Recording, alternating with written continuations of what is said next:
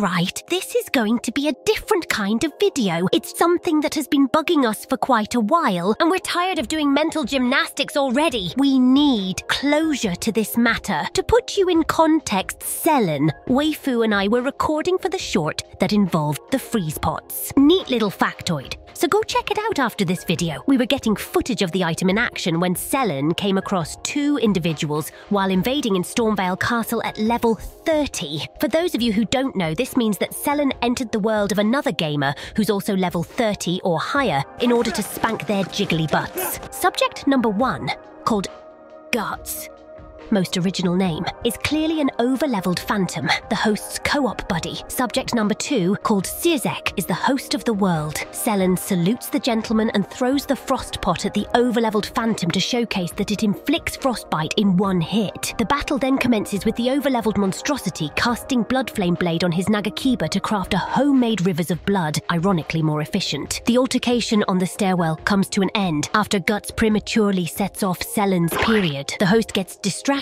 with one of the birdies from the castle, while Selen proves one more time that PvE players can't last more than 5 seconds when they're alone, even when they're over-leveled. Now, before we show you what happens next, we need to yet again put all of you in context one more time. In this area where the group is throwing hands, there is a site of grace right in this room behind the area of the rumble. For those of you unfamiliar, a site of grace is basically a checkpoint. Whenever you die, you lose your runes, which is the game's currency, but the runes remain in the spot where you died for you to pick them back up again.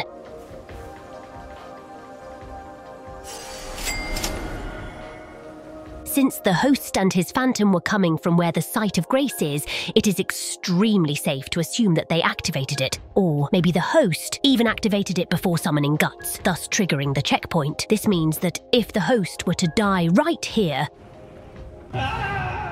he would have respawned at the site of grace that's just a few steps back. Having explained all of this to you and making it clear, let me show you what happens next.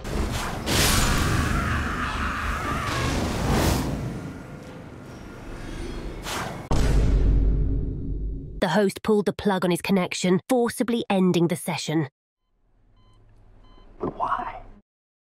Good question. Now, what we are trying to understand here is, why did he do this? We are seriously trying to come up with the right answer, but we just can't. First of all, as we mentioned before, the guy was right next to the checkpoint, so in the case he died, his runes would have been right there, so we know it was not a runes issue. We also discarded a time-wasting issue, because he was more than happy to fight while his phantom was alive. If he really didn't want to waste time with the invasion, he would have disconnected right away. We also discarded it being a rune arc issue. Rune arcs are special items that let you activate boss runes for different special bonuses. These bonuses are removed if you die. We know he wasn't rune arced because he had no rune arc symbol next to his health bar, so if it wasn't a time issue, it wasn't a rune issue, and it wasn't a rune arc issue, then what the f was the deal? I mean, don't get us wrong, we don't care about what you do. It's your game. We're just trying to understand why you did this. You were already balls deep in the rumbles, but why did you conveniently pull out all of a sudden when your phantom died? Why do some hosts do this? Hosts, the bad red man is not gonna hurt you through your screen, you know? Fighting him will not give you a boo-boo in real life. I got all these cuts on my... Ow, ow.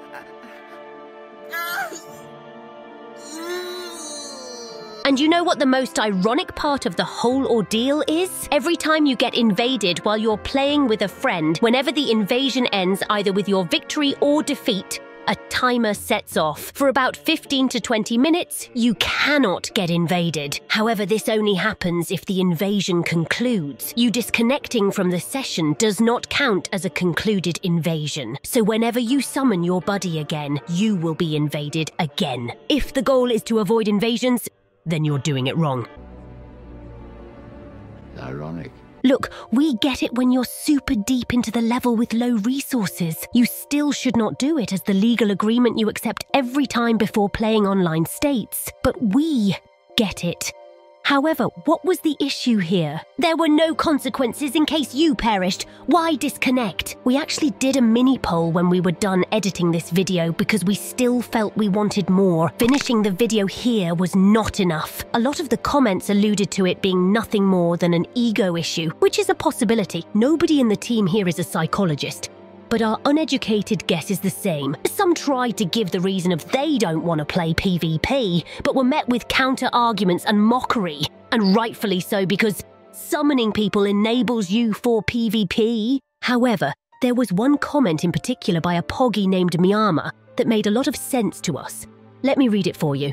I think it is because they are not used to failing and being punished, even mildly, in games. A lot of us who have played games with a design philosophy that is older are used to this, especially if you used to pump arcade cabinets full of money. However, there is a lot more modern games that focus on being more accessible, to widen their audience and allow for more people to experience them. There's a financial aspect to this too, since these games tend to cost a lot to produce, so need to sell a lot to be worthwhile in the eyes of the publishers. For people who are used to that, the idea that they should be punished so harshly for not having the skill to defend themselves against someone they perceive to be stronger or more experienced, better at the game, is offensive to them. I think it is a shame that they would dismiss and miss out on such a fun experience and a chance to get better at the game. But I can understand their mentality for doing it. If your haircut happens to be something similar to this, then you might not get what he meant with pumping money into the arcades. Back in the day, arcade cabinets dominated the gaming world, and in order to be able to use them, you had to literally pump coins into it. Coins would give you lives to play the game, and if you lost, well, better pump in more money for more lives. Game over. Please deposit 40 quarters. What a rip! This design stopped being popular or lucrative when home consoles started hitting the market like a bull hitting a red flag, since there was no reason to punish the gamer as much. They already purchased the game, they were not going to give you any more money just to keep playing. And it is very well possible that more than 20 years of pampering gamers turned them into whiny little babies that start crying when they face the least bit of trouble in their playthrough. Not everyone may be like that, but we all know a few good examples. What? No, this piece of shit. He was facing the other direction. He goes like this to throw it, and it goes backwards out of his ass and hits me. I'm done for tonight. No, I'm done.